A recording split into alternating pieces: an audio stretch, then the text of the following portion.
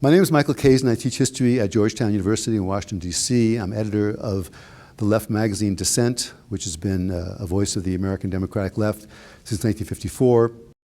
I write about politics and social movements. I've written books about populism in American history, about a biography of William Jennings Bryan, a book on the 1960s, and I have a new book about the coalition of Americans who opposed World War I. Opposed going into World War I, and opposed America's war against Imperial Germany during the war, and it's called War Against War, which is a quote from the great philosopher William James. As any historian will tell you, we don't know about pivotal moments in American history until several decades after those moments take place. But it's certainly true, I think, that the Republican Party was changed, perhaps in lasting ways, perhaps not, by Trump's nomination. The conservative movement is alive and well, and a lot of his appointments are kind of people you would have expected almost any Republican nominee to have appointed, especially the more conservative people who ran against Trump, like Ted Cruz. But Trump clearly has been trying to cultivate a white working class constituency, and did successfully in the states he needed to win the election, which Republicans have sometimes tried to cultivate, sometimes have not tried to cultivate, but Trump did it in a different way. He did it by using a language of economic populism, by talking about protectionism, by talking about how he was not going to let American companies take their jobs overseas, the kind of rhetoric that one got used to pro-labor Democrats using. And even there are some Republicans who've talked about that the Republican Party now has become the Labor Party. Well, that's going a lot too far from my point of view. But it is clear that Trump has used a certain breed of populist rhetoric, which is anti-immigrant, but also in certain ways anti-corporate, anti-global corporations, and that had an important role, I think, in winning him the states he needed to win. Now, whether this is going to last or not after he leaves office, whether in 4 years or 8 years, it's hard to say. But I think if you're a Republican, this is a promising move, actually, for this point of view, because the Republican Party was getting itself into a box of only having conservative white Christians and people who were in favor of libertarian economic ideas, which tended to be more successful people in business, and that just was not a winning coalition for the presidency anyway. Mm-hmm. And Trump is trying to change that. So will that be a pivotal moment in American history? It's too soon to tell, but it could be at least a pivotal moment in the history of the Republican Party. And obviously the Democrats will have to pivot themselves to try to counter that. Well, there are different kinds of populism. I mean, populism to me is primarily a discourse, a language, a way of opposing the people, quote, quote, against the elite, and you can define the people in many different ways, and the elite in many different ways. The strand of populism I think he belongs to, and I wrote an article about this in Foreign Affairs before the election took place, is what you might call a kind of racialist white populism, which looks at immigrants, especially non-white immigrants, threatening the culture and the jobs of white working class and lower middle class Americans, which thinks that some people are really worthy of getting government aid and other people are not. So, for example, he speaks very much to people who feel that the Obamacare exchanges have charged them too much money to sign on and get their insurance, whereas people on Medicaid get it more or less for free. And so there's the populist resentment in some ways of the hard-working producers, as they used to be called in the 19th century, against the so-called ne'er-do-well poor, who in American society have often been non-white, and especially are non-white and now recent immigrant, often undocumented immigrants today. So that's opposed, I think, to the more inclusive, you might say, left-wing populism, which Bernie Sanders, I think, was a pretty good representative of, where the people are defined more inclusively, and the focus is almost entirely on economic resentments, on anti-corporate, pro-union, anti-corporate resentments, saying that corporations are just stealing from people, they're making money off other people's money. That kind of populism has not been any more successful, I think you could argue, in American history than the racialist populism. But it's certainly, there's a important difference between them. Trump's breed of populism really understands the people as the white, working, middle class, I think, people who often come from immigrant backgrounds but don't identify very strongly with those immigrant backgrounds, whereas the more left-wing kind of populism also tries to group together people who often don't have much trust with one another. Black people, recent immigrants, for example, white people in unions who are still Democrats. So both of those coalitions are somewhat unsteady, but they both are galvanized, I think, by using populist language. Trump's populist rhetoric says a lot about the world outside the American borders, and that's been true of a lot of populists of his type before. A good example is the Workingmen's Party of California, which was a meteoric political party with a meteoric political history in the 1870s, early 1880s in California, which mobilized the white working class of California. The majority of the people in California, of course, were white at the time, against Chinese immigrants. Talked about Chinese immigrants much the way Trump often talks about Islamic immigrants and Mexican immigrants as well. That is, they didn't share cultural values with Americans. They were the servants of a foreign empire, Chinese empire, versus the sort of, Islamicist empire, if you will, or the Islamicist force undermining American values and killing Americans, and also that they were bringing over workers who were undermining American living standards. So you had a whole package there of cultural resentments and economic resentments together. And there are other examples too. In the 1920s, for example, the Ku Klux Klan, the second Ku Klux Klan, we forget was not just anti-black, it was anti-Catholic, it was anti-Jewish, it was very much against Eastern and Southern European immigrants who drank and were violating the prohibition laws of the United States at that time. And the Klan was well organized in much of the North as well as in the South. They had 4 million members at one point. They didn't have a presidential candidate that was their candidate, and I wouldn't suggest that Trump is a Klansman or he wants to bring the Klan back, but a lot of the same methods that the second Klan in the 1920s used to mobilize for American institutions, for real Americans against disturbing people from abroad, have been replicated, I think, were replicated in 2016 campaign and may be replicated in what Trump tries to do as president. There is some prehistory of this anti-globalist economy. The original populists, the People's Party, were very much opposed to foreigners buying land, for example. Now they saw that as there were rich British and German capitalists who were buying American land and were using it to speculate and then selling it for profit. So the economic context was different. But there's a similar fear of, I think, global capital. The also original populists, there was an anti-Semitic tinge in them, not as much as some early historians like Richard Hofstadter and sociologists like Daniel Bell believed. But there was certainly a sense that, as one populist, Tom Watson, who later on became an anti-Semitic, anti-Catholic senator from Georgia, put it, red-eyed Jewish millionaires were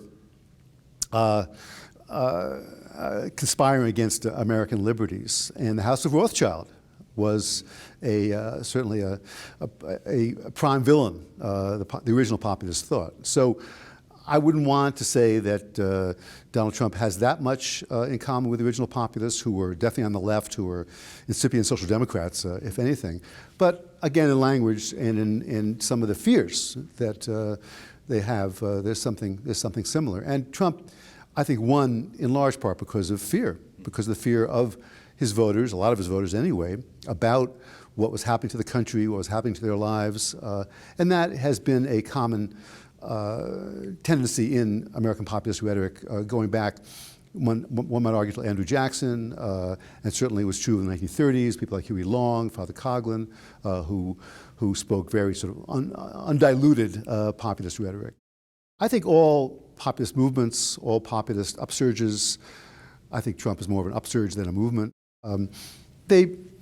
People who are involved in them believe their own media. the original Populist, had a whole speakers bureau, went around educating people about economics as the Populists understood them. Vagler Coughlin had his own newspaper and his own radio show, which was very popular around the country. But I think it's also true that most people, most liberals, progressives also read their own media. Most liberal professors I know, and I'm one of them, spend more of the time reading NPR, reading the New York Times, the Washington Post, Slate, for example, than they do reading National Review or certainly Breitbart. So I think we are in a time in American history, and this is probably not so different from other times, where in very heavily partisan moments, polarized moments, whether polarized by party or polarized by ideology, people only believe those who they sympathize with. And I try to watch Fox News Channel and MSNBC. I did during the campaign anyway, because I don't trust the news as presented to me by people I agree with, because I don't think they make a very serious attempt usually to understand people on the other side. And that's certainly true for the right, not making a very serious attempt to understand people on the left. So I have my views, of course, but I think historians ought to be more empathetic towards those they disagree with in the present as well as in the past. Well, first of all, I think polarization is something which goes way back in American history. I mean, after all, the Whig Party began as an anti-Jackson party in the 1830s, and so they were believed that polarization was necessary in order to save the country. And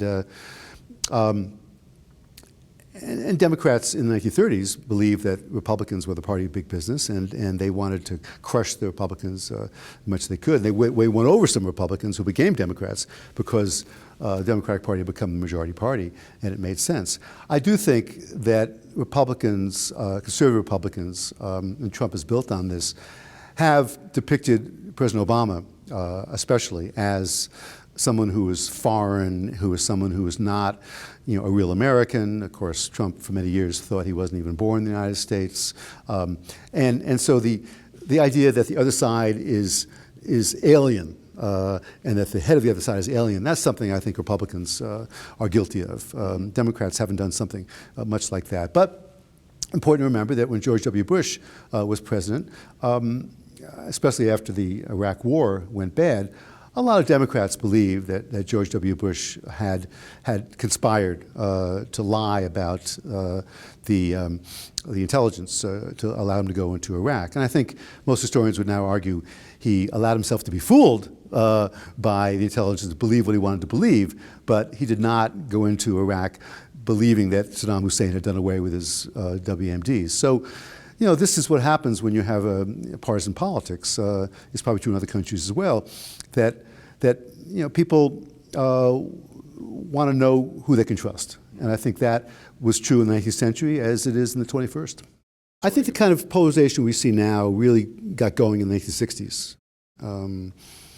There were political wars in the 1960s which didn't fall on partisan lines for the most part. There were Southern Democrats who were opposed by Northern Republicans, for example, on civil rights. William Fulbright, a segregationist Democrat, was a very important anti-war voice against the president of his own party, Lyndon Johnson, for example. But the culture wars, which I think we date from the 1960s, early 1970s, about feminism, about gay rights, about how much religion there should be in the public square, prayer in schools, about abortion.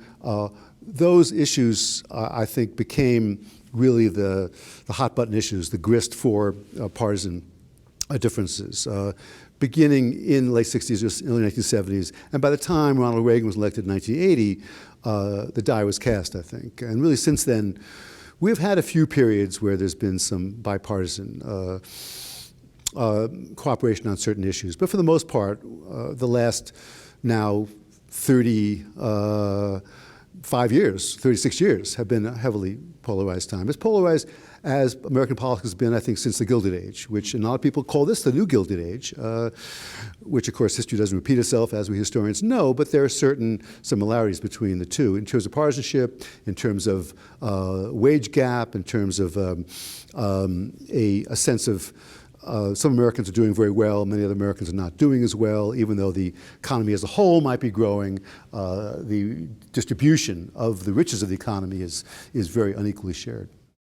I don't think Hillary Clinton was the candidate of the left. She was a candidate of the Democratic Party, and she was a candidate of centrist liberals in the party who supported Bill Clinton, supported Al Gore in 2000, some degree John Kerry in 2004 as well, and Hillary Clinton in 2008 too. And there's a history of the Democrats wanting to reclaim the center, which I think Hillary Clinton, that tradition she comes out of, especially after the failure of Democrats to hold the Senate and the House in the 80s and the 90s, and the presidency until Bill Clinton was elected in 1992.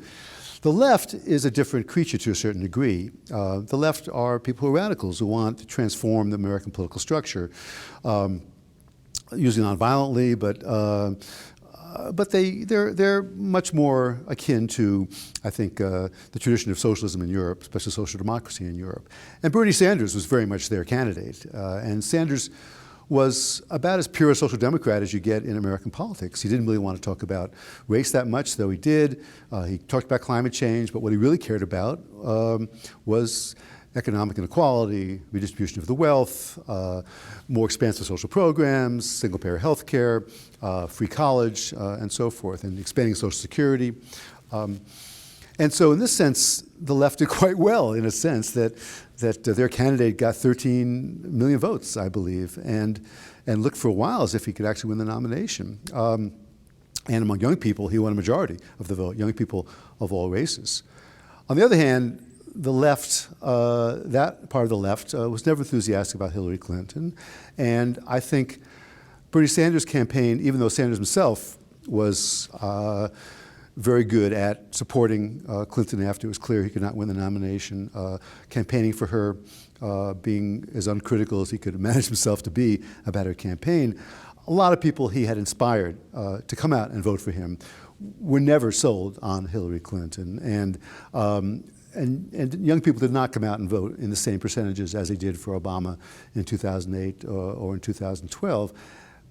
I don't know if that made the difference in the key states that Hillary needed to win, but certainly it didn't help. And it certainly helped defeat some Democratic people for Congress. And this has been an ongoing problem in American history of the left and reformers, the left and liberals, when they can unite, when they can't unite, they have to find common cause and often do find common cause, but not always. And especially because Hillary Clinton was tarred somewhat fairly, somewhat unfairly, with some of the things Bill Clinton did in the 1990s, putting a lot more black people in jail for nonviolent drug offenses, for example. That set up a rift between the left and the Clinton campaign. It was never really closed. We historians like not to deal with counterfactuals, so the question of whether Bernie Sanders could have won or not is impossible to answer. I think Bernie Sanders would have had trouble winning because he would have been attacked viciously and accurately to a degree by Republicans for wanting to raise taxes on everybody to pay for a single-payer health care system that most Americans would not have wanted because they already have health care insurance through their employer. And so that would have been disrupted. That would have been a way of hammering at him. Also, Bernie Sanders is a self-proclaimed socialist, and even though socialism I think has lost some of its negative sting, some of the pejorative connections to it that were true during the Cold War. It's still, most Americans have no idea what it means really and what it has meant. And Republicans would have been very good at filling up of defining it for them. And Bernie Sanders at one time was an elector for the Socialist Workers' Party, a Trotskyist party which supported the Iranian Revolution. And that would not have been forgotten by Republican consultants. So Bernie Sanders would have had his own problems, but he would have mobilized a lot of young people, and that might have helped win, might have not helped win. As we know, it's very difficult for the candidate of the incumbent party when the president of the incumbent party has been in office for 2 straight terms to win a 3rd term, in effect. And Hillary Clinton was running for Obama's 3rd term. At best, that was probably her best line. She had not very good lines as well. And I think that would have always been difficult for her to win against any Republican. And it would have been true for Bernie Sanders too.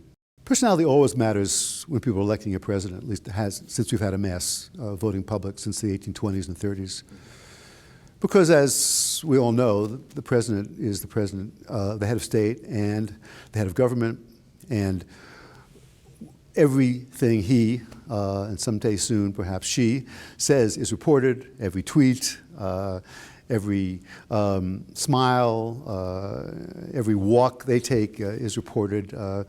And so it's inevitable that personality matters. I wish it didn't matter so much. I wish people thought about the social forces behind a candidate, the coalitions behind a candidate, but it always matters. I mean, the fact that Franklin Roosevelt was seen as this paternal figure in the 1930s, someone who, even if he couldn't solve the problems of unemployment and poverty for most Americans, he wanted to. He couldn't do away with the Great Depression, even though he couldn't put people back to work in the millions or the tens of millions. He was seen as somebody who wanted to do that, who was trying as hard as he could to do that. And that helped him win over a lot of people who had voted Republican in the 1920s. The U.S. was a Republican nation in the 1920s, and it didn't switch over to be more Democratic, more of a Democratic majority nation just because Herbert Hoover had been discredited and the Republican Party was discredited by the Great Depression. It's also because the personality of FDR was important. The personality of John Kennedy was clearly important in inspiring a lot of young people to get involved in politics, and some of them ended up being involved in politics in ways that John Kennedy would have hated. They became revolutionaries. So it always matters. It matters in memory too. I mean, how many Republicans still say, I'm a Reagan Republican, you know? And is it because of what Reagan did in office? To some degree, but more because he was jovial, he was an actor, he was a performer. And so for that, that's, I think, one of the reasons clearly why Trump was able to mobilize the public he was able to mobilize. And in the end, one of the reasons why he did manage to eke out enough wins in enough states to win the electoral vote is because he had a big following. He was actually, I think, he's a very good performer, and people like to listen to him. I admit, like to listen to the guy, even though I didn't agree with anything he was saying. Whereas Hillary Clinton was, let me say, boring, and that matters because we're going to see these people on television all the time. And it mattered before too, not as much in the 19th century, clearly, because you were reading speeches by the presidents and the candidates. You weren't seeing them give the speeches.